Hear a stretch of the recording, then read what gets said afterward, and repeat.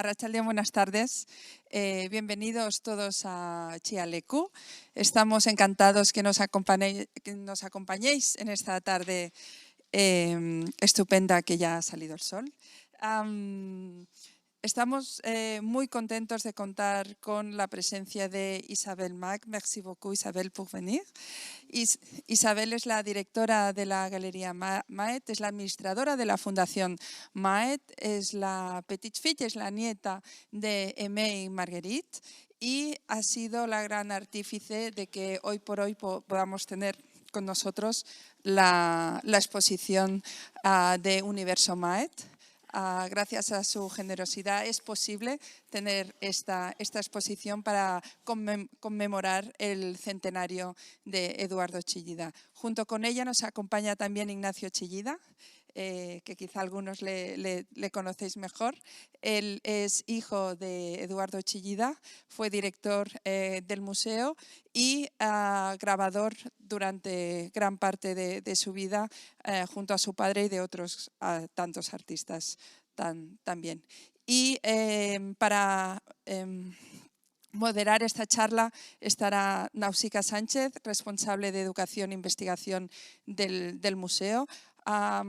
Para facilitar la comprensión tenemos un servicio de traducción castellano-francés. Si quieren, si alguien no lo ha cogido todavía, está disponible. Y solo avanzar que nos acaba de llegar este fin de semana el catálogo de la exposición, que lo tendrán disponible en una mesita aquí, si no lo tienen disponible, por supuesto, en nuestra tienda en Chialecu. Y nada más, para empezar, antes de la charla, aprovecharemos para lanzar un vídeo de 4 minutos que se hizo a principios de año junto con el apoyo de Hauser & Wirth para mostrar unas imágenes tanto de la Fundación Maet como de Chialecu y esa relación tan especial que hoy mismo pues, vamos a estar hablando de ella. Muchas gracias. Merci beaucoup, Isabelle.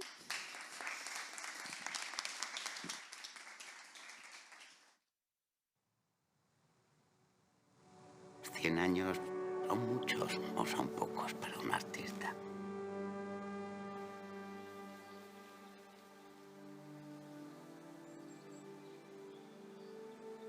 El hecho de llegar a este centenario es celebrar la vida de mi padre, pero a su vez también a sus obras.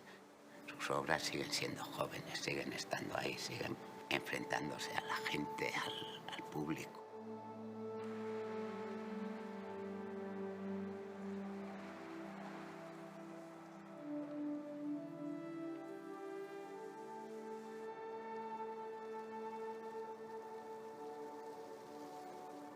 Mi padre era una persona que siempre quería observar las cosas, ver cómo variaban. Escuchaba ese presente, el momento del trabajo, y con cada obra aprendía.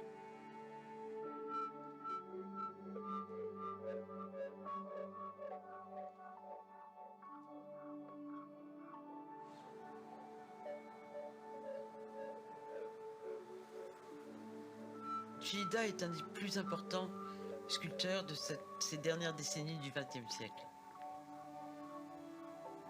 Parce qu'il est, je pense, le seul à avoir utilisé le bois, l'albâtre, le béton, le fer. Et en fait, de tous ces matériaux, il a créé des chefs-d'œuvre. Miro m'avait dit un jour, avant d'être abstrait, il faut être absolument pompier ou académique.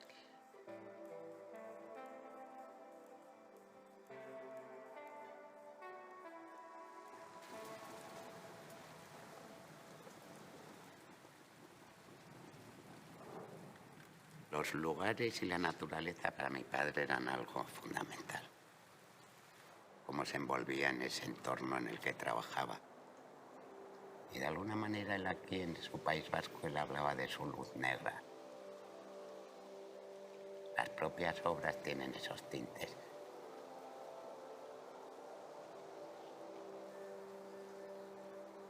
Sin embargo, cuando iba a Saint Paul los veranos a trabajar, trabajaba más la luz, trabajaba otros conceptos. Chillida s'est régalé à travers la gravure. Il s'est régalé avec les terres cuites, avec les terres chamottées, avec la porcelaine. Il a fait une œuvre sculptée de terre jamottée, de terre cuite, tout à fait exceptionnelle. Et toutes ont été réalisées ici.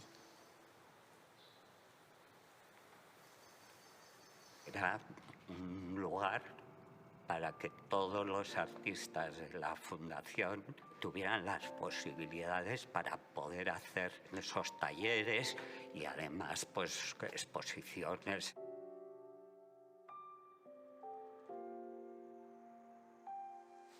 Habían hecho un espacio para todos los artistas y todas las familias y todo, o sea, era algo impresionante.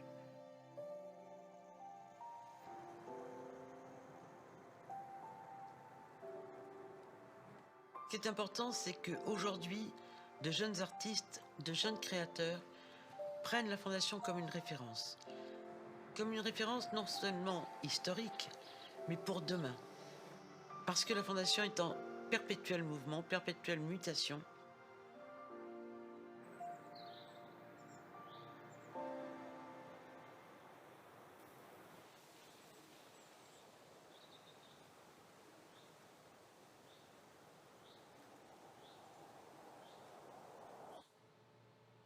Nos encontramos en un lugar muy especial, en el cual mi padre trabajó durante muchísimos años preparando su sitio en el mundo, su lugar. No fue concebido como un museo. Mis padres no estaban haciendo un museo, estaban haciendo un lugar.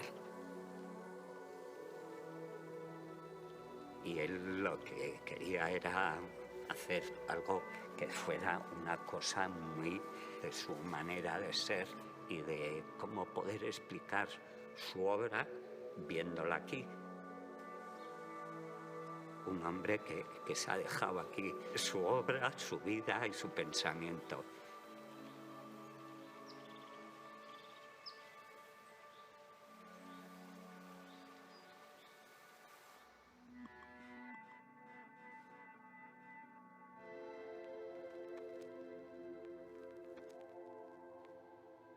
Una maravilla en este centenario poder contar con esta colaboración tan importante para Chillida Leku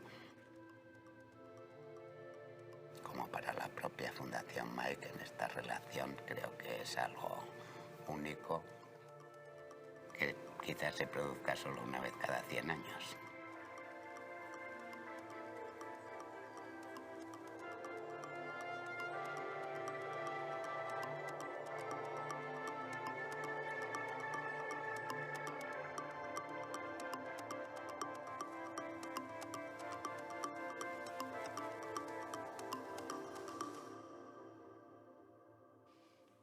Ça donne envie d'y aller, hein.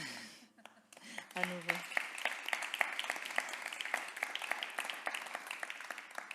Alors bonsoir à tous et à toutes. Bonsoir Isabelle, c'est avec un grand plaisir de vous avoir ici, de vous accueillir dans cette ferme. Moi, je suis parfaitement heureuse. Et parfaitement en famille. Et donc, comme a bien dit Mireia, Isabelle est aussi la fille du président de la Galerie Maët. Alors, excusez-moi, j'ai une bronchite terrible de temps en temps, je vais tousser. Ne vous inquiétez pas. Désolée.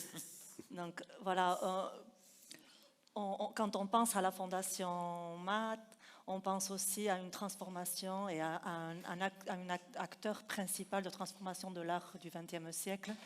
Et c'est une opportunité de vous avoir ici pour nous raconter toute l'histoire de cette fondation, comment elle s'est créée et comment s'est créée cette collection qu'on peut maintenant visiter ou connaître quelques-unes de ces œuvres, de ces artistes ici maintenant au musée Chillida. Donc je vous passe la parole pour nous raconter un peu cette histoire formidable, extraordinaire. C'est une aventure folle parce que mon grand-père naît en 1906, il est orphelin en 1915. Comme il est l'aîné de la famille, ses études sont payées par l'État. Entre-temps, il est rapatrié avec mon arrière-grand-mère et ses enfants dans le centre de la France. Là, il devient compagnon, il apprend la lithographie et en faisant son tour de France de compagnonnage, il atterrit à Cannes, à l'imprimerie Robaudy, il aimait chanter, il aimait le jazz, et il demande à la personne qui le logeait s'il n'y a pas une chorale ou un endroit où chanter ou faire de la musique. Et donc il va, la logeuse lui dit, bah, il y a la petite qui va à la chorale du Suquet, vous n'avez qu'à la suivre. Il la suit, il fait un tour, deux tours, elle se rend compte qu'elle est suivie, elle change de route, et au bout de 10 minutes, elle se retourne et elle lui donne une gifle géante. Et 6 mois plus tard, ils étaient mariés, c'était ma grand-mère. Et donc, ma grand-mère était la fille de très gros commerçants de Cannes qui n'avaient pas envie que leur fille épouse un ouvrier. Donc, ils lui ont prêté de l'argent pour acheter une boutique pour devenir imprimeur. Et j'ai retrouvé d'ailleurs le carnet de remboursement de mon grand-père à mes arrière-grands-parents de ce qu'ils avaient misé sur cet ouvrier grand, blond, aux yeux bleus, alors que ma grand-mère était petite, brune, aux yeux marrons. Donc elle était très provençale, il était très nordiste. C'était un couple. Et en fait, tout de suite, mon grand-père a démontré son amour de l'art, son amour de la litho. Il a été immédiatement repéré par Bonnard, qui lui a confié des lithographies, et Bonnard l'écrit d'ailleurs. Seul Aimé Mag arrivait à rendre les roses de mes nus, à rendre les chairs de mes nus. Et donc, très rapidement, mon grand-père devient un petit peu la référence pour Bonnard. Et ma grand-mère, pendant la guerre, mon grand-père part à la guerre, et ma grand-mère se retrouve toute seule avec cette imprimerie dont elle ne sait que faire, donc parce que les ouvriers sont partis à la guerre aussi. Pardon. Et donc elle transforme la boutique, l'imprimerie, en accrochant des tableaux. Et Madame Le Basque lui dit, eh bien, allez voir un ami de la famille qui s'appelle Bonnard. Ma grand-mère ne savait même pas qui était Bonnard. Et elle monte avec papa, avec une carriole, chez Bonnard. Et elle va lui dire, je vends des tableaux, ce qui était faux. Je vends des tableaux, de toute façon, je vends des postes de radio, je vends des meubles dessinés par mon mari, donc je peux bien vendre des tableaux. Et lui était amusé par Bonnard était très amusé par cette jeune femme très pétillante, et il lui dit, bah, écoutez, voilà, je vais vous confier 3 tableaux, mais il faut les vendre à tel prix. Et elle lui dit, mais vous êtes complètement fou, ça se vendra jamais, c'est beaucoup trop cher. Je sais de quoi je parle, je vends des Pastours, qui était un petit peintre local. Et il lui dit, bah, écoutez, prenez-les et moi je maintiens mon prix. Et il se trouve qu'un des premiers à être rentré dans la galerie, et tu l'as connu, c'était Zoomstek. Tu as connu Zoom? Oui. Zoomstek, qui était suisse, qui fabriquait du tissu pour les plus grands couturiers, est rentré dans la galerie, a demandé le prix. Ma grand-mère lui a dit un prix encore plus fort que ce qu'avait dit Bonnard, en disant comme ça, je suis sûr de ne pas le vendre. Et il l'a acheté. Et elle a couru chez Bonnard en disant, Monsieur Bonnard, j'ai fait une bêtise, j'ai vendu votre tableau, trop, voilà les sous. Eh bien, c'est formidable, je vais t'en donner d'autres. Voilà, et l'aventure commence comme ça. Elle commence aussi parce que pendant la guerre, mon grand-père fait énormément de faux papiers pour la résistance. Alors, je ne sais pas si en Espagne, Jean Moulin est connu. Jean Moulin était le chef de la résistance française.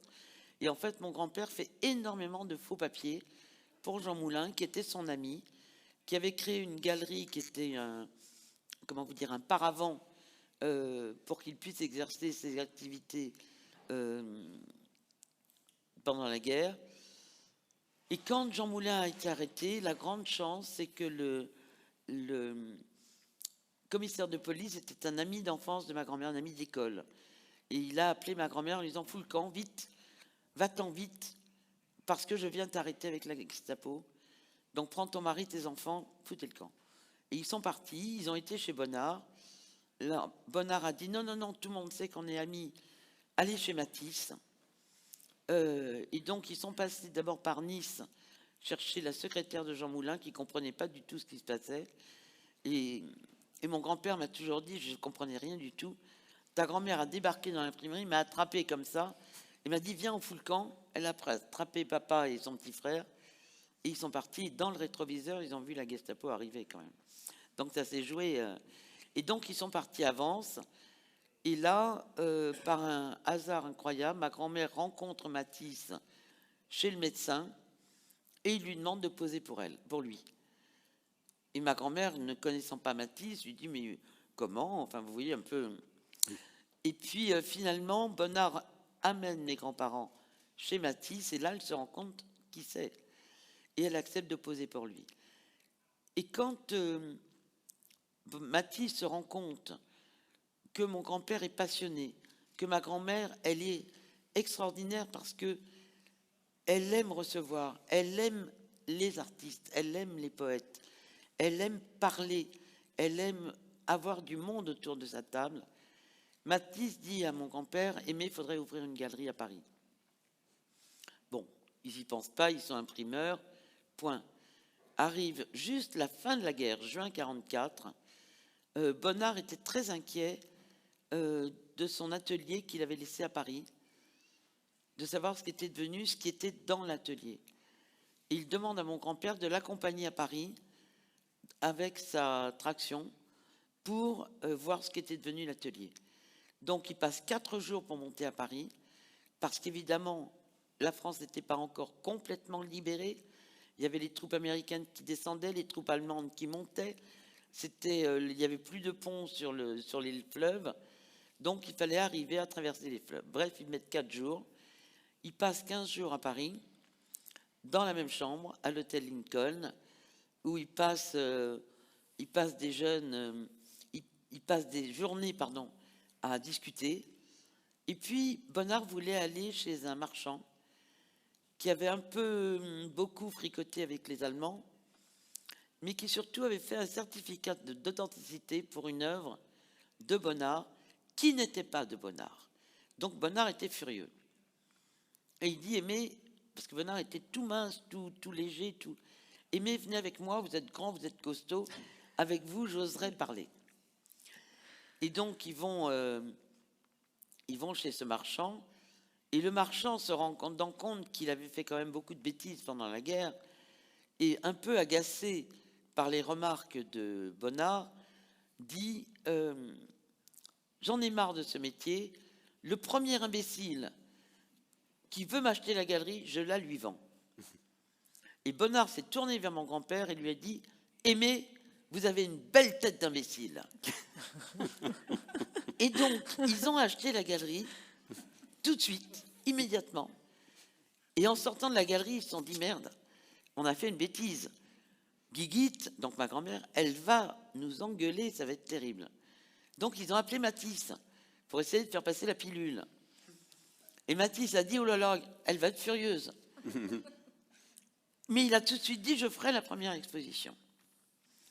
Donc ils redescendent à Cannes, et là pendant 3-4 jours, ils sont tous les trois à se dire comment on va lui dire, comment on va lui dire, comment on va lui dire.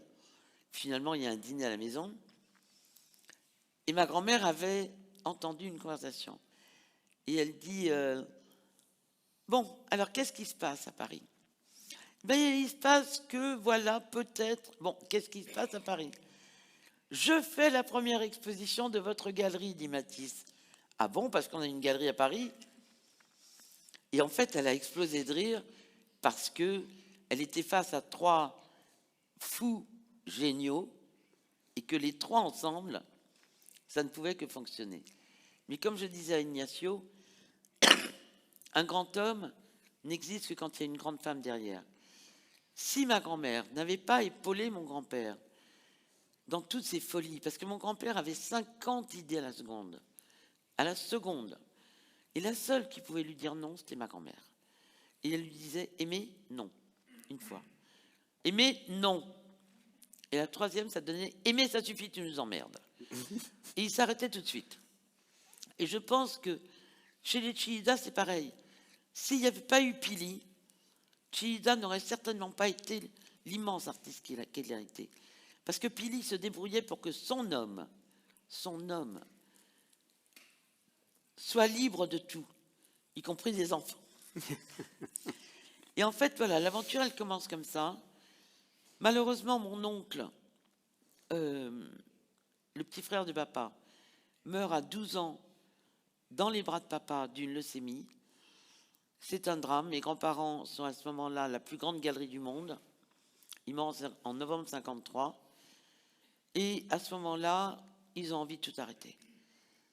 Et Léger leur dit, foutez le camp, allez aux États-Unis, allez voir les fondations américaines, notamment Barnes, allez voir ce que c'est qu'une fondation. Et Braque de rajouter, faites un lieu pour nous, les artistes, pour nous. On en a assez d'exposer dans des hôtels particuliers, dans des trucs rococo. On a envie d'être dans des lieux modernes, avec des murs blancs. Donc faites quelque chose pour nous. Et puis, mon grand-père a vu l'atelier de Miro, le nouvel atelier de Miro à Palma. Il connaissait certes, bien sûr, mais quand il a vu l'atelier, ça a été vraiment un choc. Et donc, de fil en aiguille, l'idée est venue de faire une fondation à Saint-Paul, puisque à Saint-Paul, ils avaient acheté des terrains pour que Bernard respire pour sa leucémie. Et tout le monde a mis ses idées. Et tout le monde vraiment est rentré dans le projet. Léger a dit, faites un lieu, j'y viendrai avec ma barbouille y peindre les rochers. Immédiatement, Miro a dit, moi je vais faire un labyrinthe. Braque a dit, moi je vais faire une mosaïque. Et puis un vitrail. Et puis Hubac a dit, moi je vais faire un vitrail. Et ma grand-mère qui était têtue, Hubac était surréaliste, anticlérical à souhait. Et ma grand-mère s'était mis dans la tête de lui faire le chemin de croix. Il dit, non, comme tous les surréalistes, non. Bon. Et elle lui donne les évangiles à lire en disant, tu lis ça comme un roman. Comme un roman. Puis après, tu verras les 14 stations. 3 jours plus tard, il est arrivé avec le voile de Véronique, quand Sainte Véronique est sur le visage du Christ, en ardoise. Et aujourd'hui, ce chemin de croix, c'est certainement un des plus beaux chemins de croix du XXe siècle, qui a été fait par un surréaliste athée, qui s'est attaché à faire ce chemin de croix et un vitrail, la croix et le rosaire, tout à fait époustouflant. Et en fait, la fondation, elle part de là. Elle part d'un amour infini que nous avons dans la famille pour les artistes, pour les poètes. Mes parents, quand ils se sont mariés, ils avaient comme témoin de mariage Braque et Reverdy. Le créateur du cubisme est un des plus grands poètes du XXe siècle. Et en fait, à leur mariage, il y avait Chillida, il y avait Palazuelo, il y avait bien sûr Braque, Reverdy, Chagall, Madame Kandinsky, Madame Léger, il y avait même Léger. Il y avait tous ceux qu'on peut citer du XXe siècle. Derain était là, Madame Derain. Tous les grands du XXe siècle étaient là. Tous les grands poètes. Mais ils n'étaient pas là parce que c'était un marchand.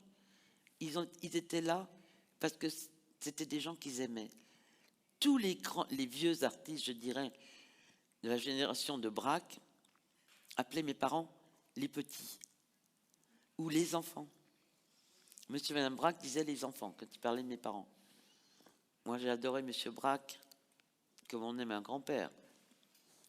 Et lorsqu'il est mort, Madame Braque a exigé que je sois là aux funérailles nationales. J'avais 8 ans, en disant Braque l'aimait tellement que c'est normal qu'elle soit là. Et en fait, cette vie de famille, on l'a vécue enfant, on l'a vécue jeune et on la vit encore aujourd'hui. Est-ce que vous aviez une relation très très étroite aussi, Mais non, avec les enfants? Bien sûr, nous c'était notre bande. Jacques Prévert aussi. On était toute une bande d'enfants à la Fondation. Il y avait tous les Chillida, un paquet.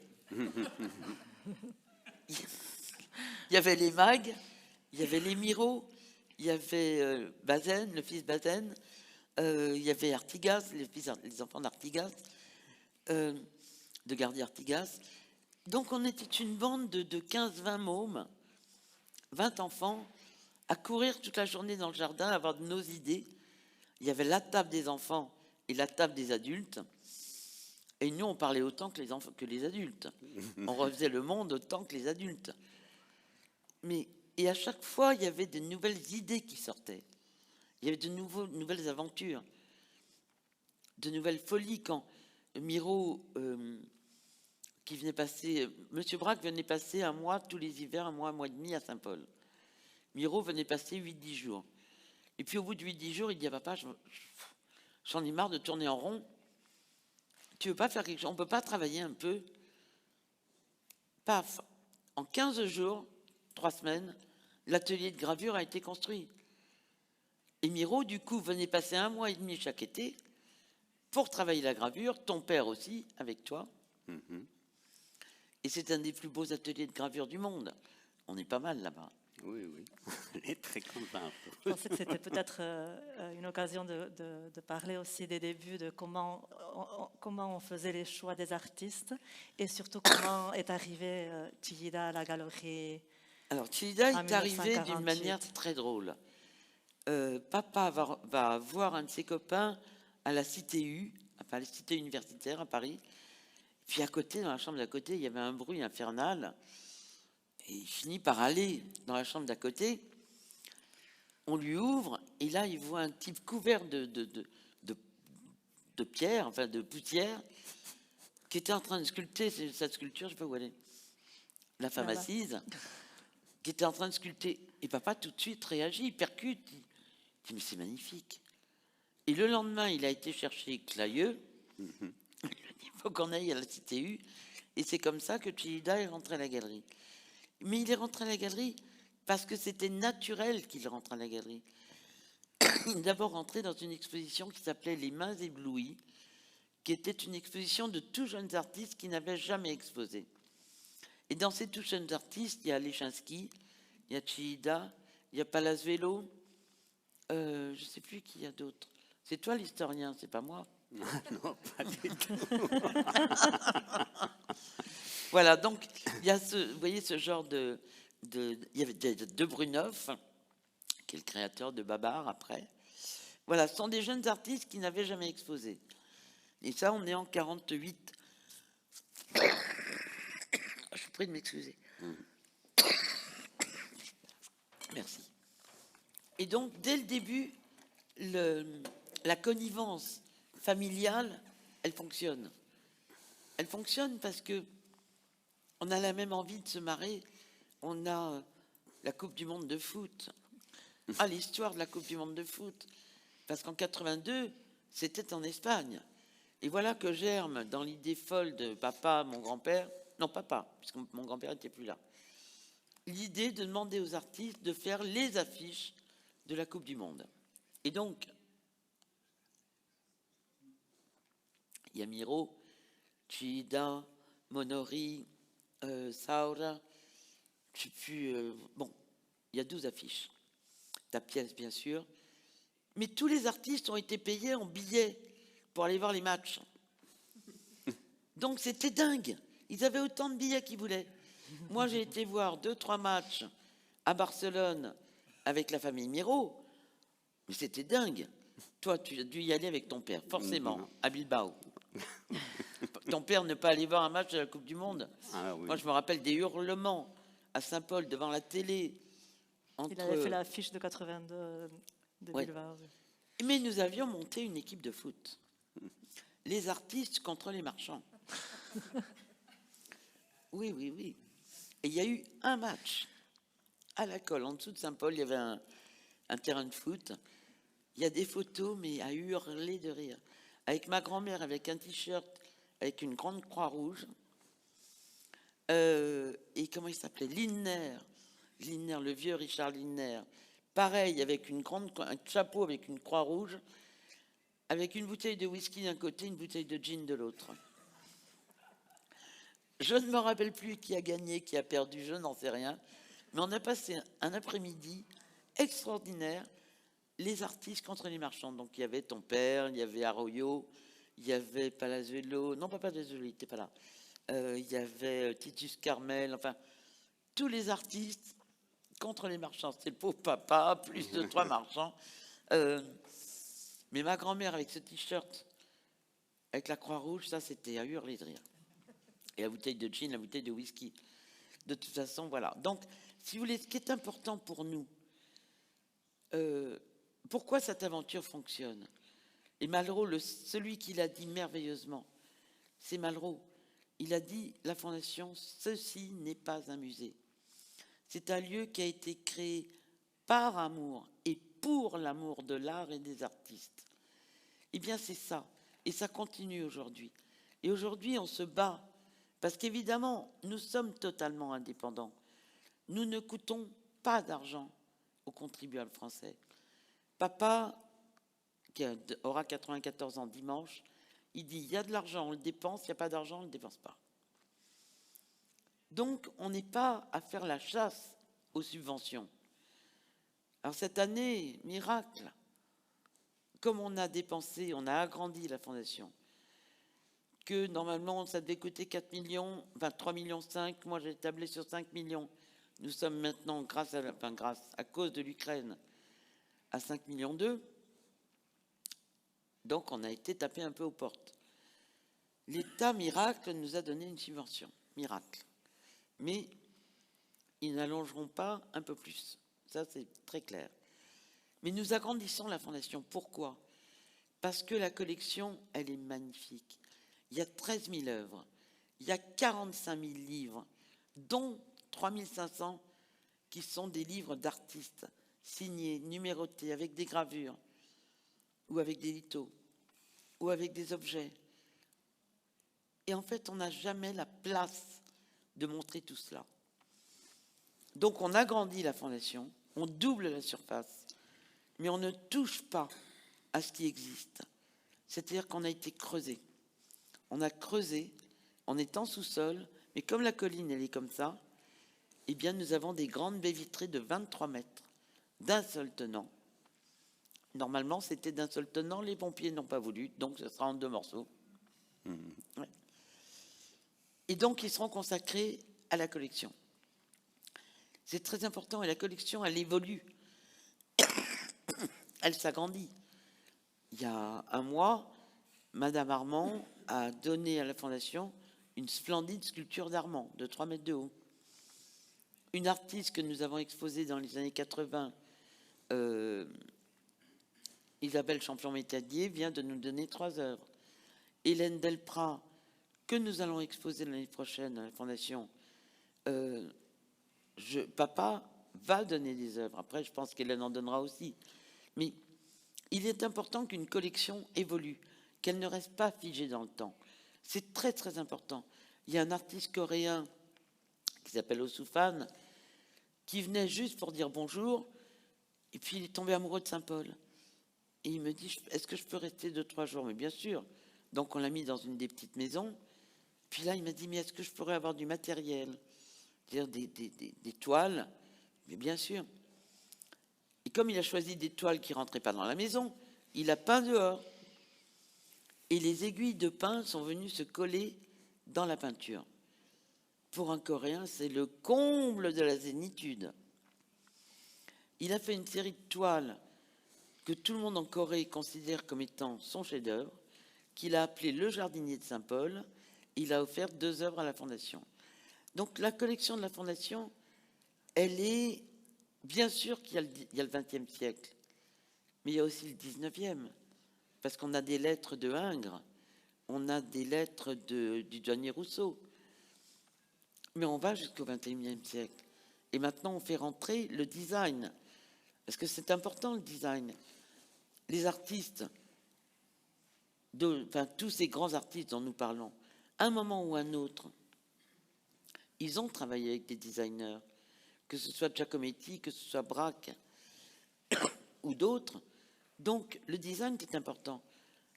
La couture, c'est extrêmement important.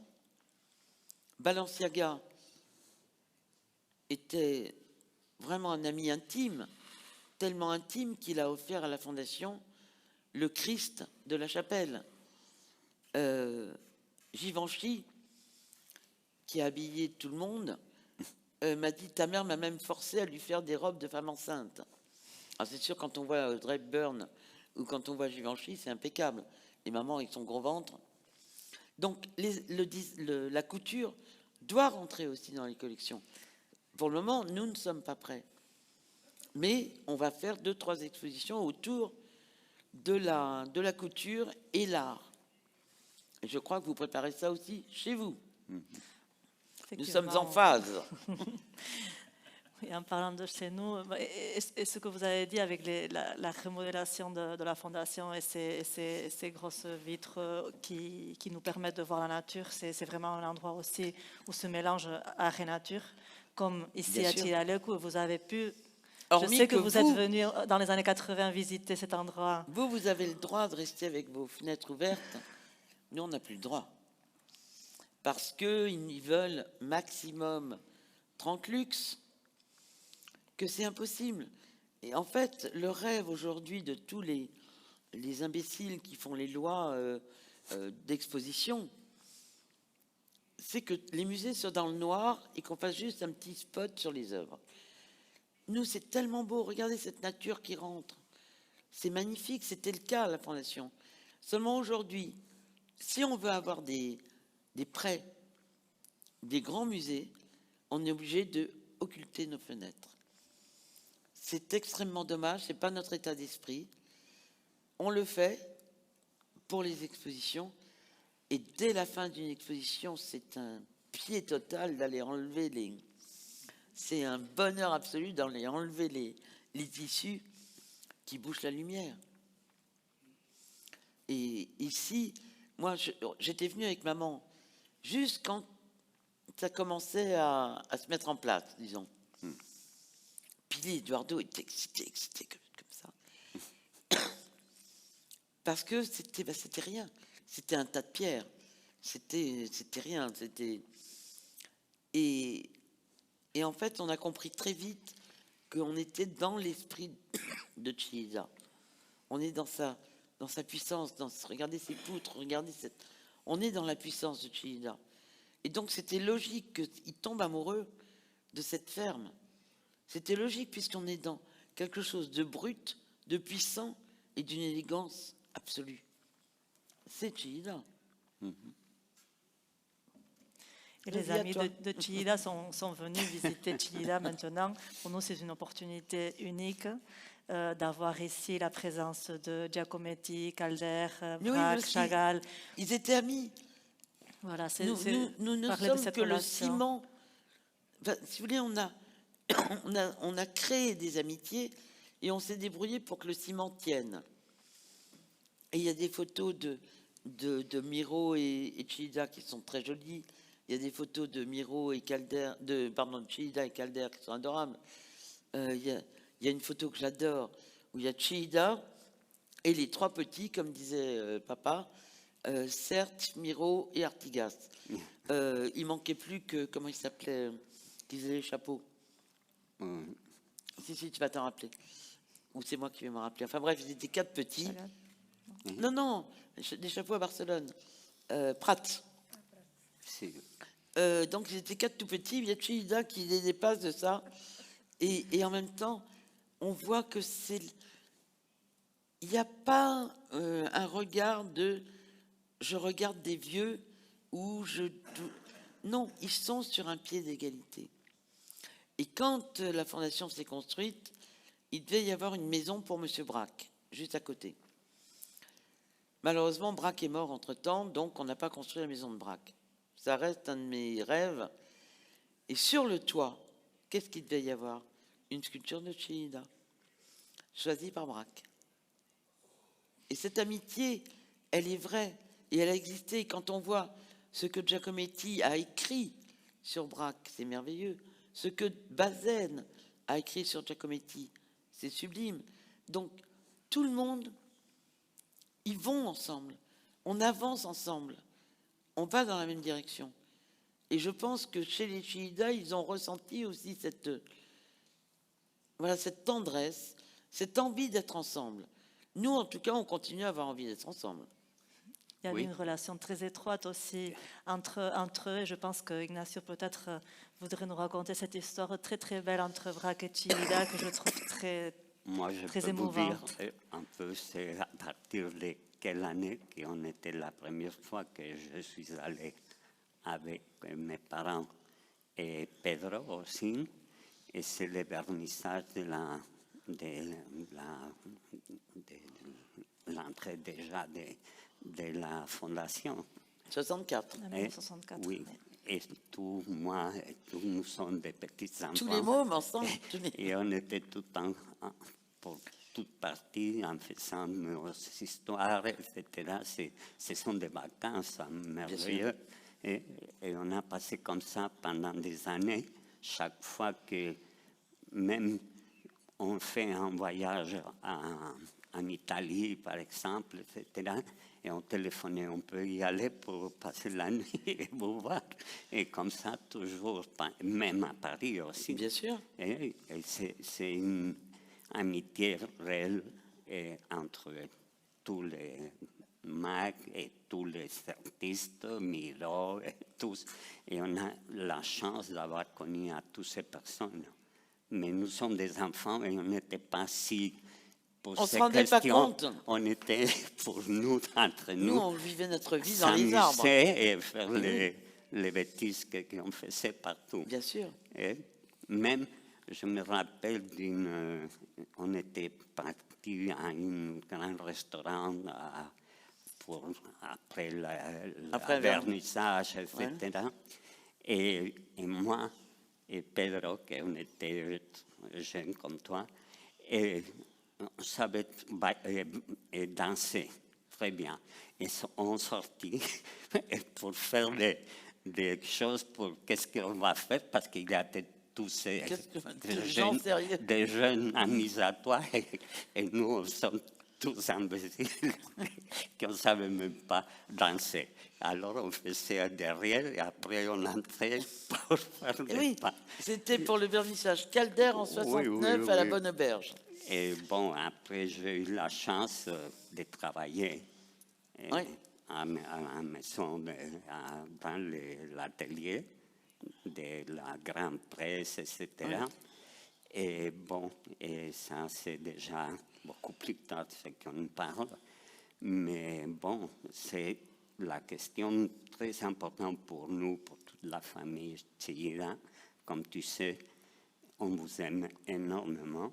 Mais nous aussi, Tout c'est ça qui est terrible. Tout ce que vous avez fait, tu sais que mon père, ton grand-père, c'est mon petit, à mon père, il est Mon nommé petit, oui. mon petit, quand il entrait Parce que aussi. c'était le plus jeune de la galerie à l'époque.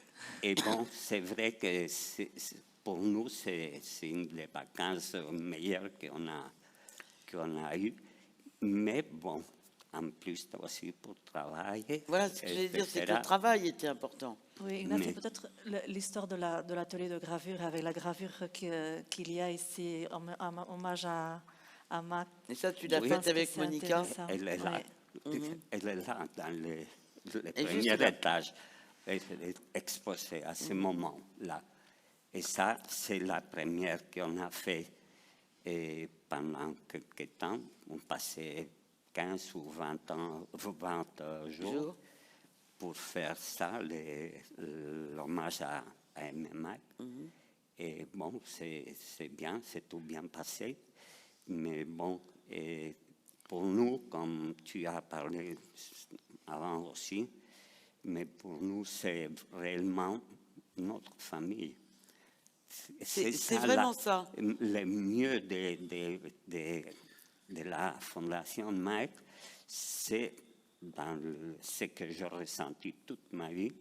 Et c'est ça que nous sommes, non pas des C'est la amis, nous famille. sommes des familles. En fait, c'est ça que, celui-là en ça, c'est vrai qu'on est assez particulier tous autant. J'entends, on est en train de cuire là. Si, mais tu étais froide avant. Et je t'ai mis un peu plus. Oui. En fait, c'est ça que l'État ou d'autres institutions ne comprennent pas vraiment. C'est que la Fondation, c'est un lieu vraiment à part. Parce qu'on est les seuls à avoir connu les artistes, connaître les artistes, les aimer, essayer de comprendre ce qu'ils ont envie de faire et à continuer de faire ce qu'ont envie de faire les artistes.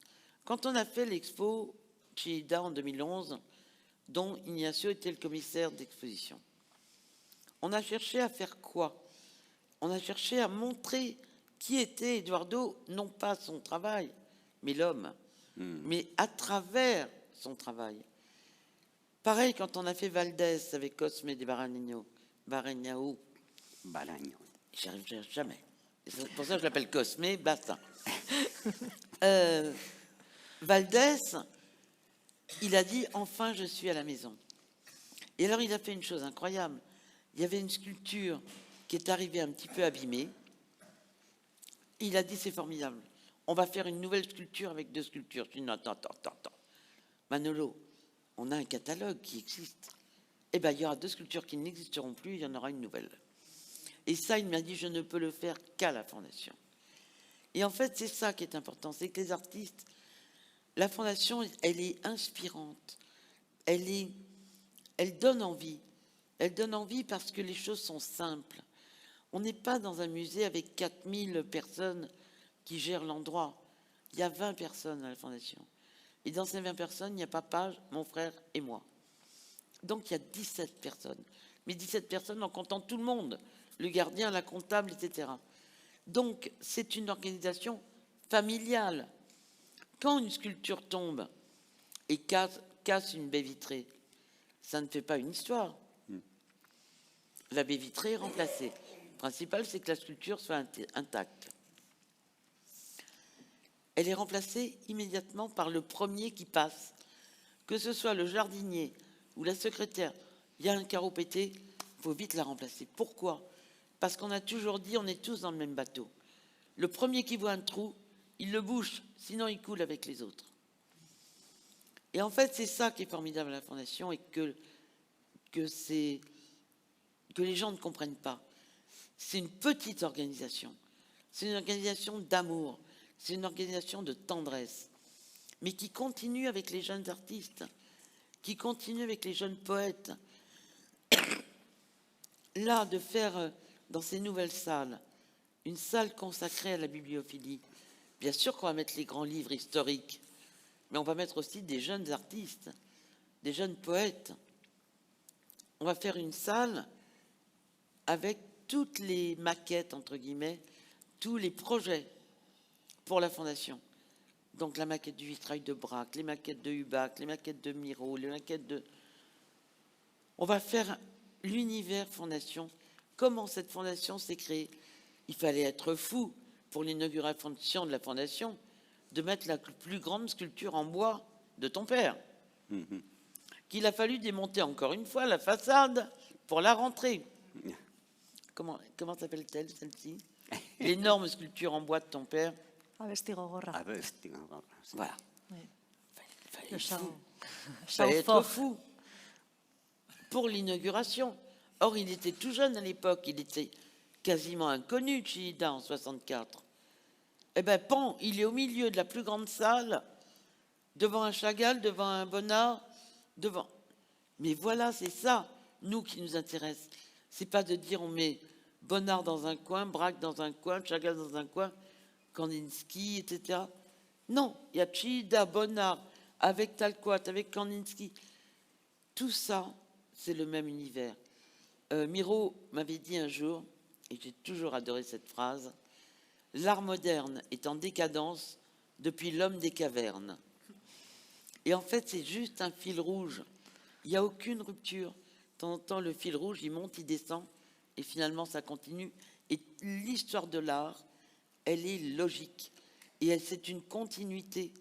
Bien sûr, il y a la Renaissance, boum, qui va faire comme ça. Et après, hop, on va repartir. Mais quand on voit la gravure, c'est extra. Moi, je peux passer, je pleure devant des gravures de Dürer. Je suis ébloui par Dürer. Prenez le temps, un jour, si vous tombez sur une exposition de gravure de Dürer. Moi, la dernière exposition que j'ai vue, j'ai fait 3 heures pour regarder une salle, avec les gardiens qui essayaient de me pousser dehors. C'est extraordinaire. Et en fait, tous ces artistes à qui on a donné un outil de travail. Et cet outil, c'était quoi? C'était la galerie, c'était l'imprimerie, c'était la terre cuite, et l'imprimerie, imaginez 140 ouvriers à la disposition des artistes. Et on a été la première imprimerie, et ça, bravo papa, à avoir en même temps litho, gravure, offset, phototypie, typographie, reliure, tout était au même endroit. Alors qu'avant, il y avait les lithographes qui détestaient les graveurs, qui détestaient les relieurs, qui détestaient les...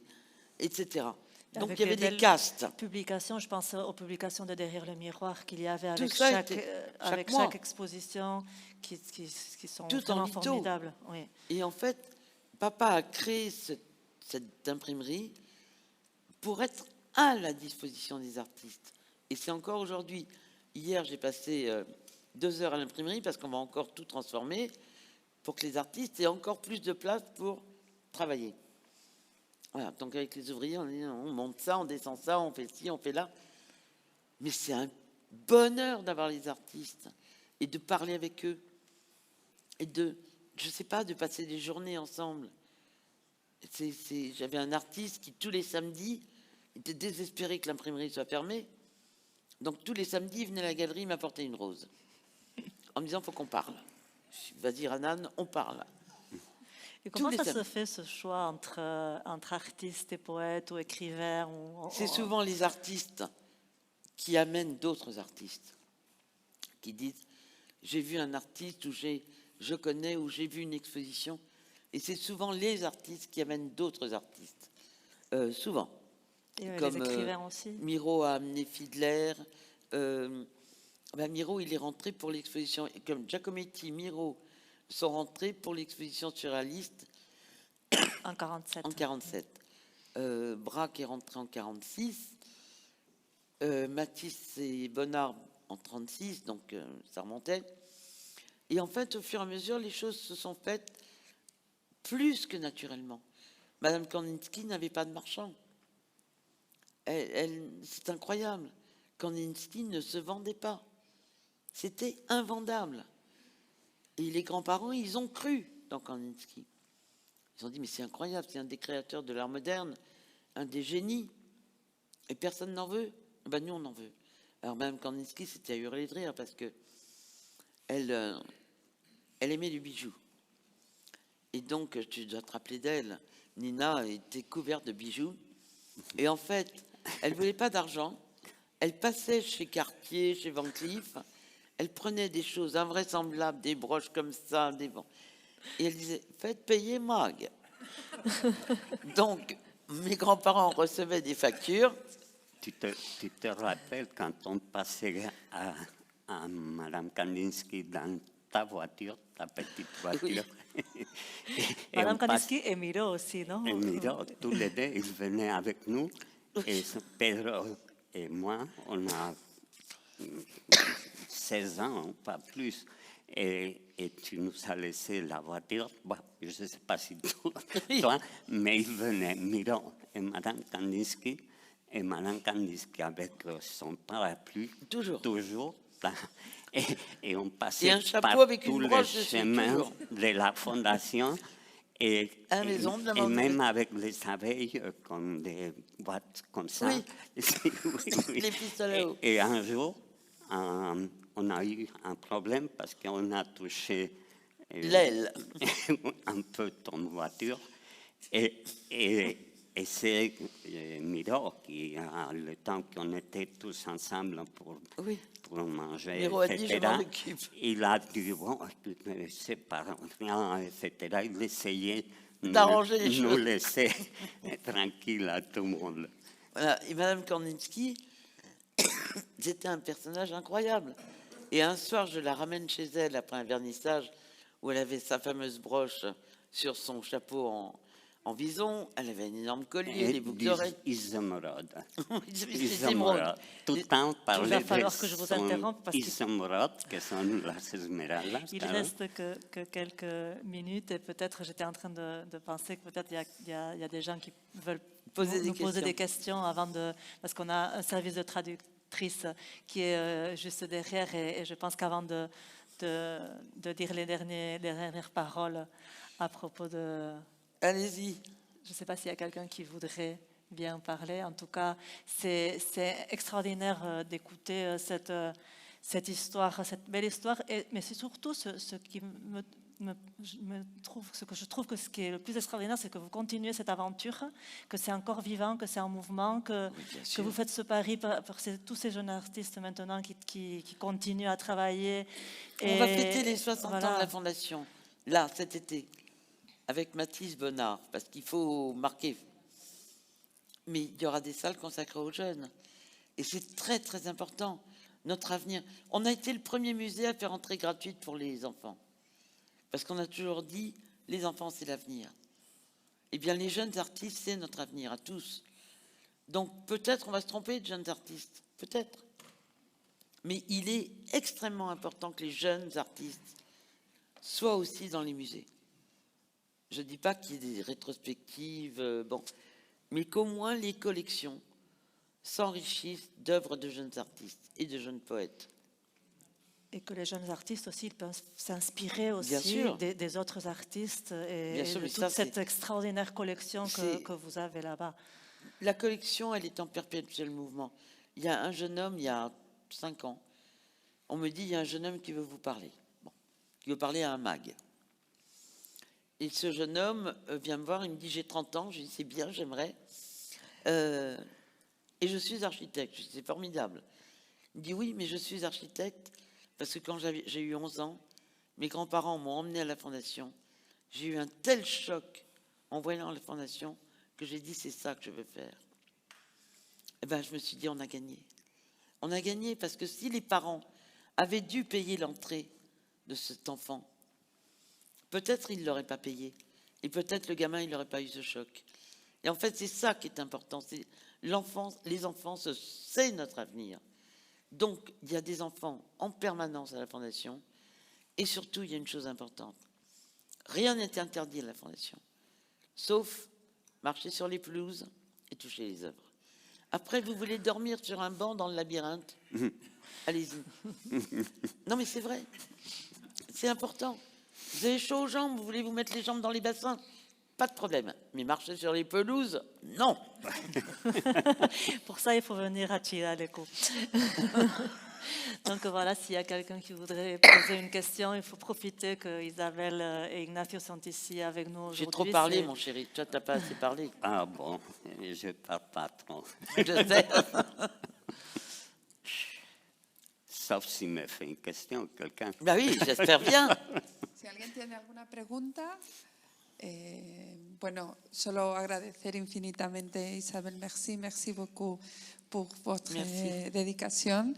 Muchas gracias a todos por acercaros esta tarde a Cialeco. Espero que lo hayáis disfrutado y esta conferencia se ha grabado y estará disponible online próximamente, que ya os lo haremos saber también. ¿De acuerdo? Muchísimas gracias. Merci beaucoup, Ignacio, Nausicaa, Isabel.